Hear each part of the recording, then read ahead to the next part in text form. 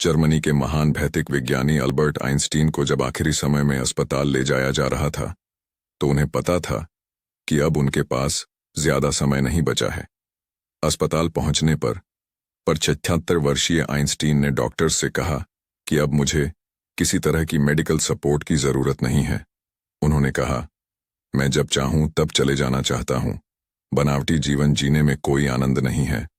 मैं अपने हिस्से का काम कर चुका हूं। अब मेरे जाने का वक्त आ गया है। मैं पूरी निष्ठा के साथ अब जाना चाहता हूं। जब 18 अप्रैल 1955 को अल्बर्ट आइंस्टीन की पेट की गंभीर समस्या के चलते मृत्यु हो गई तो उन्होंने अपने पीछे एक अद्वितीय विरासत छोड़ी थी। घुंघराले बालों वाला वैज्ञानिक 20वीं शताब्दी का प्रतीक बन गया था। महान आर्टिस्ट चार्ली चैपलिन से उनकी गहरी दोस्ती थी। वह उन लोगों में से थे जो सत्तावाद के रूप में फैल रही नाजी जर्मनी से बच निकले और भौतिकी के नए मॉडल का नेतृत्व किया।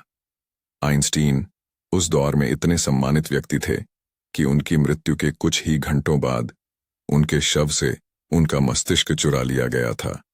फिर उनके दिमाग को एक डॉक्टर के घर में जार में रख दिया गया था।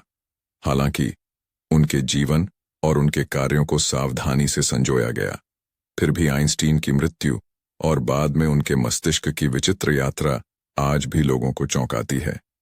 आइंस्टीन को क्यों छोड़ना पड़ा था? जर्मनी प्रथम विश्व युद्ध शुरू हुआ तो आइंस्टीन ने जर्मनी के राष्ट्रवाद का सार्वजनिक तौर पर विरोध किया। जैसे ही दूसरा विश्व युद्ध शुरू हुआ तो आइंस्टीन नाजियों के उत्पीड़न से बचने के लिए अपनी दूसरी पत्नी एल्सा आइंस्टीन के साथ अमेरिका चले गए।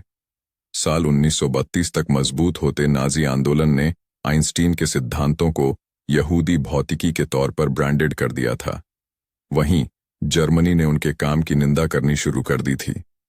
हालांकि न्यू जर्सी में प्रिंसटन यूनिवर्सिटी में इंस्टीट्यूट फॉर एडवांस स्टडी ने आइंस्टीन का स्वागत किया। यहां उन्होंने काम किया और 2 दशक बाद अपनी मृत्यु तक दुनिया के रहस्यों पर चिंतन किया। अल्बर्ट आइंस्टीन का निधन कैसे हुआ? अपने अंतिम दिन आइंस्टीन इजराइल की 7वीं वर्षगांठ के उपलक्ष्य में एक टेलीविजन कार्यक्रम के लिए भाषण लिखने में व्यस्त थे।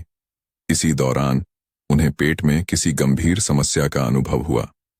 उन्हें एईए नाम की पेट की गंभीर समस्या हुई थी। इसमें शरीर की मुख्य रक्तवाहिका भी फूलकर फट जाती है। आइंस्टीन ने पहले भी इस तरह की स्थिति का अनुभव किया था और 1948 में इसे ऑपरेशन कराकर ठीक करा लिया था। इस बार उन्होंने ऑपरेशन कराने से इनकार कर दिया। विवादों में क्यों रही आइंस्टीन की मौत? जब अल्बर्ट आइंस्टीन की मृत्यु हुई तो कुछ लोगों ने अनुमान लगाया कि उनके निधन का कारण सिफिलिस से जुड़ा हो सकता है। आइंस्टीन के मित्र रहे एक डॉक्टर के अनुसार ये सिफिलिस के कारण ही बढ़ी थी। हालांकि आइंस्टीन के शरीर या मस्तिष्क में उनकी मृत्यु के बाद की गई ऑटोप्सी में सिफिलिस का कोई सबूत नहीं मिला था। कुछ लोगों का मानना था कि उनकी बहुत ज्यादा धूम्रपान करने की आदत के कारण उनकी मृत्यु हुई। एक अध्ययन के मुताबिक धूम्रपान करने वाले पुरुषों में एईए की आशंका 7.5 गुना ज्यादा हो जाती है। निधन के बाद चुराया गया उनका दिमाग आइंस्टीन के निधन के कुछ घंटों बाद पोस्टमार्टम करने वाले डॉक्टर डॉ थॉमस हार्वे ने परिवार की मंजूरी के बिना उनका दिमाग निकाल लिया और अपने घर ले गए। डॉ हार्वे का कहना था कि दुनिया के सबसे प्रतिभाशाली व्यक्ति के मस्तिष्क का अध्ययन करना जरूरी है। आइंस्टीन की अपने शरीर के किसी भी परीक्षण की मनाही के बाद भी उनके बेटे हांस ने डॉ हार्वे को उनका काम करने दिया। दरअसल हांस का मानना था कि डॉ हार्वे जो करना चाहते हैं वो दुनिया की भलाई के लिए जरूरी है। हार्वे ने आइंस्टीन के दिमाग की दर्जनों तस्वीर खींची